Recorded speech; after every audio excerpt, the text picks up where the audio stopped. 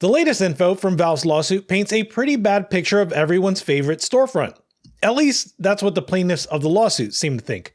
You see, there are some new documents in the Wolfire Games versus Valve lawsuit that just became available, and to be honest, this is easily the most detail that we've been able to get from the plaintiff side, and in fact, it seems like they're starting to build themselves a bit of a case.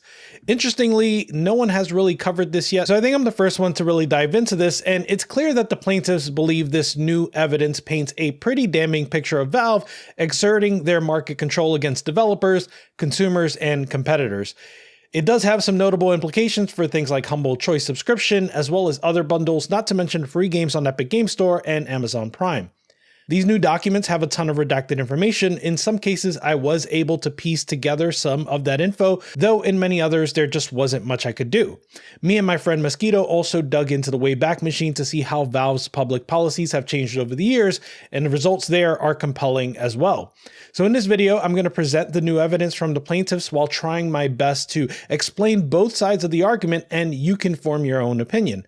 I think that regardless of the decision that's made by the courts, there could end up being some significant outcomes as a result, especially as it pertains to big tech businesses that enjoy a large share of the respective market like Amazon.com and Google Chrome. So this lawsuit was initiated back in 2021 by Wolfire Games. Since the early 2000s, Wolfire Games has made a few well-reviewed, independently developed games like Overgrowth and Receiver, but Wolfire Games are also the people that brought us Humble Bundle. In 2010, Wolfire ran the first Humble Bundle with 5 admirable ideals. 1, you could pay what you want. 2, the games would be DRM free. 3, they'd have what was at the time unprecedented multi-platform support, including Windows, Mac, and Linux for every game in the bundle. 4, there would be no corporate middleman. And finally, 5, the bundle would help charity. You were able to choose how much of your purchase price went to 2 charities, Child's Play and the Electronic Frontier Foundation. The games included were World of Goo, Aquaria, Gish, Lugaro HD, and Penumbra Overture. Outside of World of Goo, you may not have heard of these games, but they were relatively foundational to the indie scene on Steam, with the developer of Aquaria going on to eventually make the phenomenal Spelunky HD, and the developer of Gish going on to create Super Meat Boy and The Binding of Isaac. Over time, these 5 idyllic pillars would be adjusted slightly, perhaps even eroded. Tiers were introduced because they couldn't reasonably keep doing pay what you want at a large scale. Multi-platform support was no longer mandatory, and by popular demand, they eventually introduced redeemable Steam keys, as this was more important to the average consumer than being DRM free. Finally, in 2017, 7 years after Humble was founded, Wolfire sold Humble to IGN. But Wolfire Games isn't the only plaintiff in this suit. Basically, this lawsuit is a class action, and the class is defined as all persons and entities who directly or through an agent purchased or sold a PC game on the Steam store in the United States from January 28, 2017 through the present. So basically, anyone that has bought or sold a game on Steam since 2017 is part of the class, and obviously that likely includes you. It certainly includes me. Notably, Steam competitors are not a part of this class, and they would receive no damages from Valve if Valve were to somehow lose this case. The plaintiffs are basically alleging that Valve has monopoly market power in a certain market, the PC desktop gaming market, and that they are using that power in a way that is, quote, inflicting antitrust injury by causing publishers and gamers to pay super competitive prices and to experience reduced output and quality in the relevant markets, end quote. Meaning that gamers and publishers both end up having to pay prices that are higher than they otherwise would in a more, let's say, organically competitive market. But really, there's a bit of a pyramid of things for the plaintiffs to establish and to prove. They have to establish that a relevant market does exist for PC desktop gaming platforms and PC desktop game distribution. They have to establish that Valve possesses market power in these markets. They also have to establish that Valve's mandate that game publishers sell the vast majority of Steam-enabled games through the Steam store is in fact anti-competitive, and they have to establish whether Valve's Steam key price parity provision is anti-competitive and whether Valve's price veto provision is anti-competitive. Finally, they have to establish that Valve's conduct has actually led to supra-competitive prices or reduced output or reduced quality in these relevant markets. The 2 things we're going to focus on in this video are Valve's Steam key price parity provision and Valve's price veto provision. As part of this class action, there is some amount of damages that the plaintiffs are looking for as a result of the quote anti-competitive injury. Those damages would be distributed to everyone in the class. So again, both people that have purchased games on Steam as well as people that have published games on Steam. Outside of the monetary damages, the plaintiffs are insisting that Valve stop interfering with pricing on other stores and allow gamers and developers to make their own decisions. This wording is from a blog post on the Wolfire Games website, and it could be interpreted as either insisting that 1. Valve relinquishes or changes the Steam key price parity provision, 2. Valve relinquishes or changes their price veto provision, or 3. Both. Personally, I think they're primarily looking for Valve to relinquish the price veto provision and are using the Steam key price parity provision as a bargaining chip in this court case. But what are these two provisions? So as far as I can tell, these two terms are established by the plaintiff's legal team and is not necessarily the same verbiage that's used at or within Valve. But to the best of my ability, here is how I would define these two terms. The Steam key price parity provision is a provision that ensures games being sold as Steam keys on alternative stores cannot be sold at a significantly lower price than on Steam. The suit alleges that Valve is going to look for the game developer to have a comparable offer for Steam customers within a reasonable time frame. In fact, Valve's own documentation confirms this, as we'll see later on. It's worth noting that Valve lets developers generate their own Steam keys for free within reason to distribute on other stores. Whether or not Valve has this provision isn't much in question. Some people have pointed out how Valve perhaps inconsistently enforces this provision, but that's the new evidence we'll get to shortly. The price veto provision, I would say, exists to discourage game developers from offering any better deals elsewhere, regardless of whether or not they're using Steam keys. So this one is pretty broad because a better deal can mean a bundle. It can mean free games that are provided on Epic Games Store or Amazon Prime. It can refer to when the EGS version or GOG version, for example, has more content, and it could just mean that it's being offered for a better price elsewhere. Moreover, the alleged punishment from Valve can be pretty broad. According to the suit, it can be as bad as being removed from Steam altogether, or it could be as simple as Valve won't put you on the front page of promotions despite the game being on sale on Steam, or having previously agreed to a promotion like the weekend deal. Whether or not this provision exists has been a point of contention, but again, I think this is why the new evidence is so interesting, so let's finally get to that. Collectively, the plaintiffs' lawyers are now referring to these two provisions as Steam PMFN policy. PMFN stands for Platform Most Favored Nation, and Most Favored Nation clauses are contract provisions that ensure a party, in this case Valve, receive the same or better rights and benefits than other parties. These sort of clauses are not anti-competitive by themselves, but they get looked at with a lot more scrutiny when they're used by a corporation that holds market power, which Valve is alleged to have. Given that, let's take a look at how Valve tries to enact and enforce these Most Favored Nation provisions.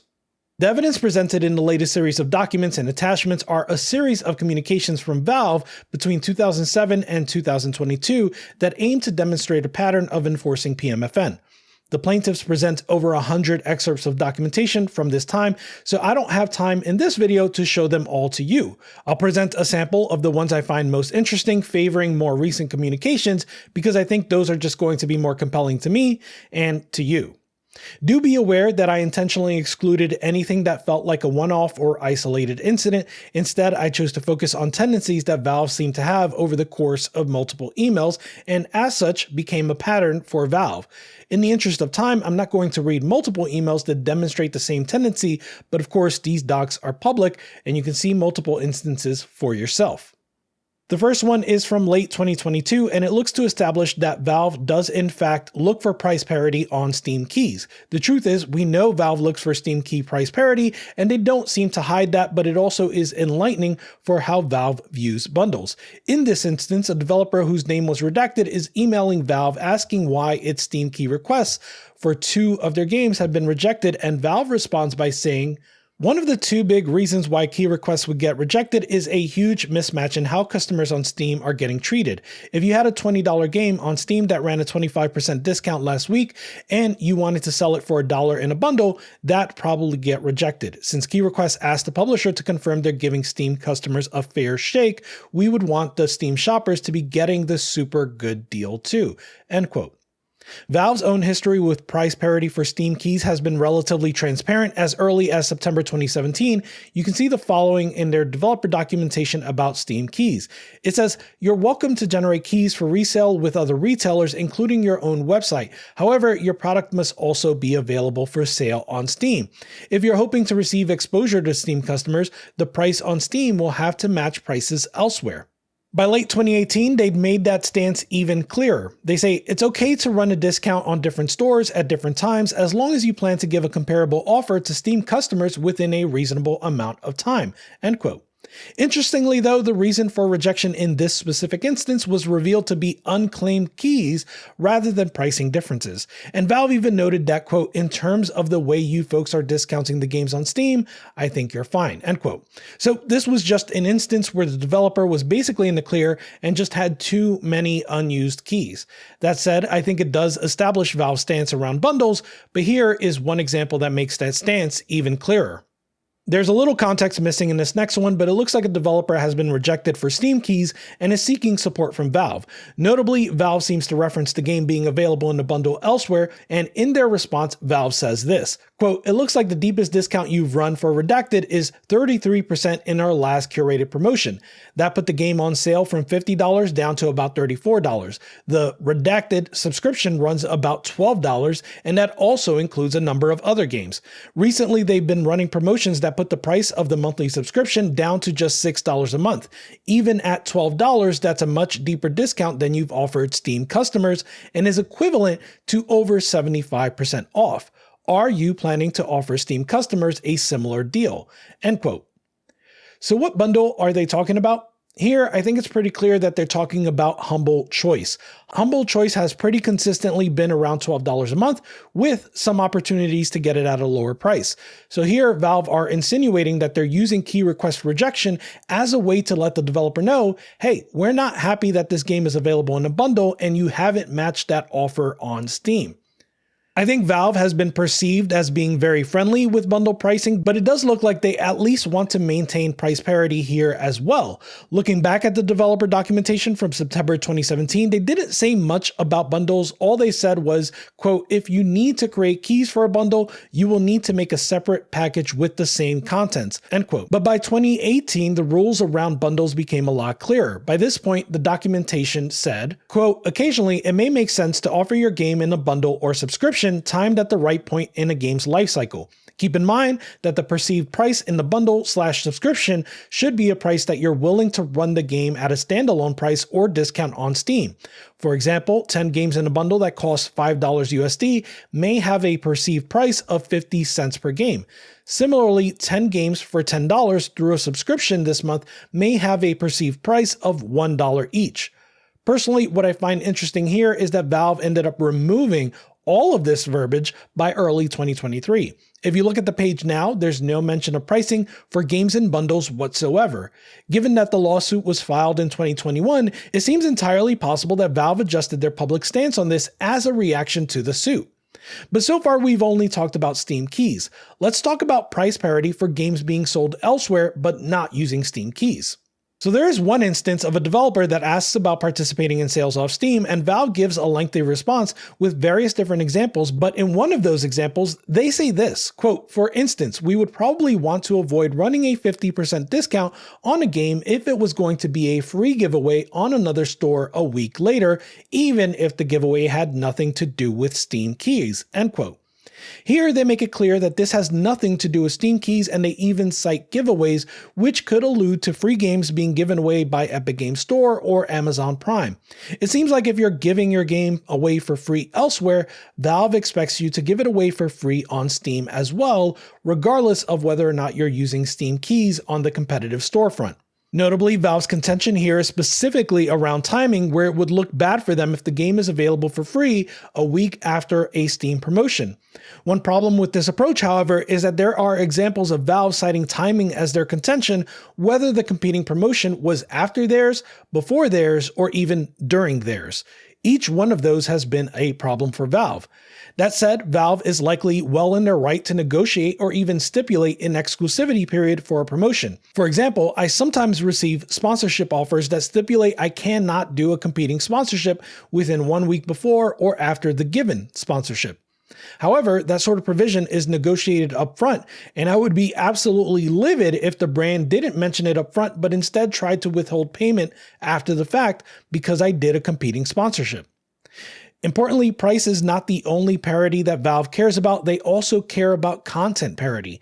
In one email to a developer, Valve states, "We ask that digital content you offer outside of Steam be made available to Steam users directly so that the Steam version is not disadvantaged." End quote.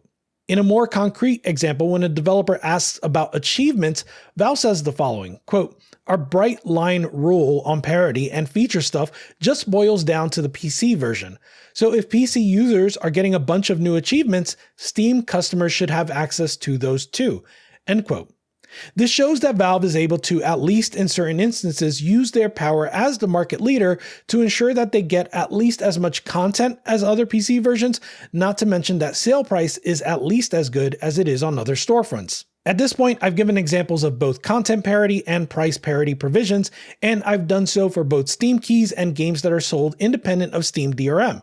There are many more examples of each of these in the documents that you can peruse for yourself, but I'm sure by now you've thought of one or more counterexamples, which speaks to Valve's possibly inconsistent enforcement of their own rules. But inconsistently enforced does not mean devoid of enforcement.